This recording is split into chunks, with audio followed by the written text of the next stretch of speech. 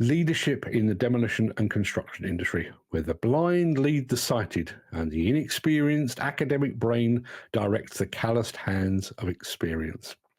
Isn't it remarkable? We've got an army of managers who couldn't tell the difference between a dozer and a dump truck, but are somehow in charge of multi-million-pound projects. You know, the kind of people who could give you a TED talk on leveraging synergies in structural deconstruction while completely failing to identify which end of a bucket is up. I'm talking about the folks who've read every book, passed every course, polished their CVs to a high gloss, but have never actually set foot on a construction site until their first day as a project manager. These are the academic prodigies, the one with enough diplomas to wallpaper a decent-sized office, but with a complete lack of practical knowledge and, in many cases, common sense. They know what the textbook says about structures, soil, or safety, but ask them to actually do something.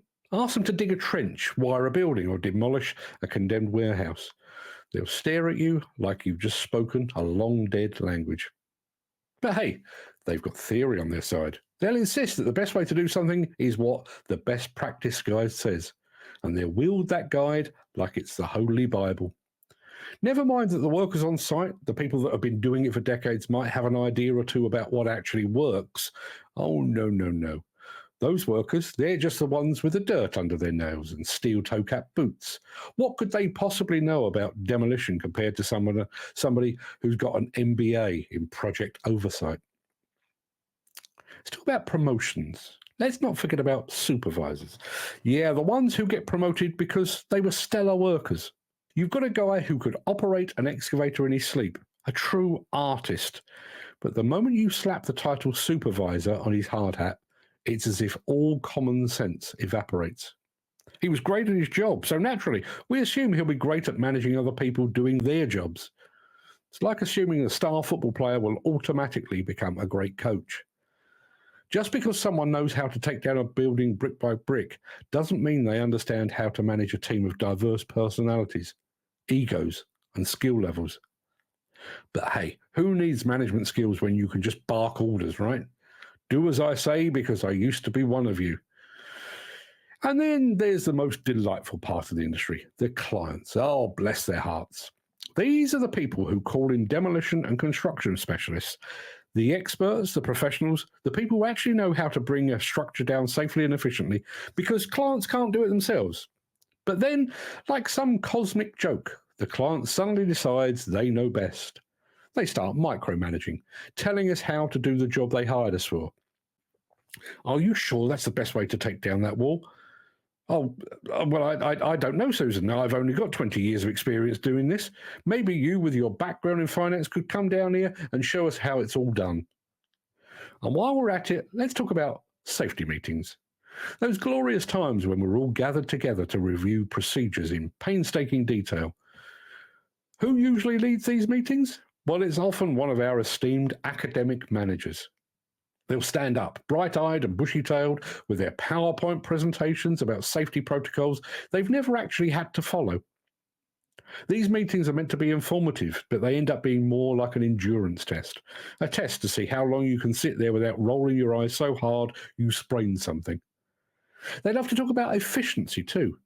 Efficiency really is the new buzzword, isn't it? We need to streamline processes. Sure, let's do that. But you know what they mean by streamlining.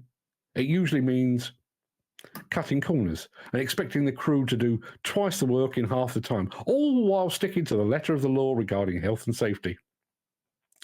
Now, don't get me wrong, I'm all for improving things, for being smarter, faster, better. But here's a revolutionary idea. How about we actually consult the people who do the job? You know, the people with years of hands-on experience who can tell you why theory A from your university textbook might not apply in the real world when you're dealing with shifting foundations or an unexpectedly brittle structure.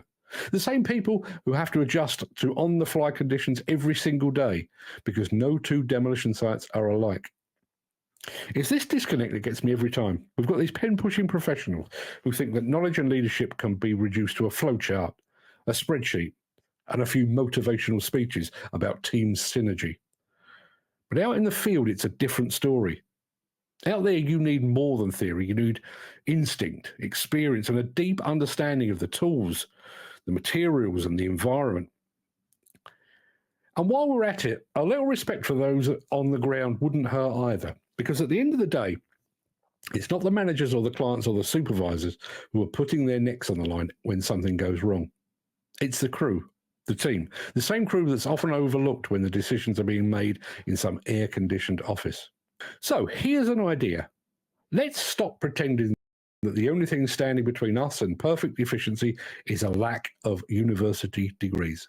It's about actually knowing what you're doing, having been in the trenches, and maybe, just maybe, listening to the people who do the job every single day, because you never know, they might just know what they're talking about.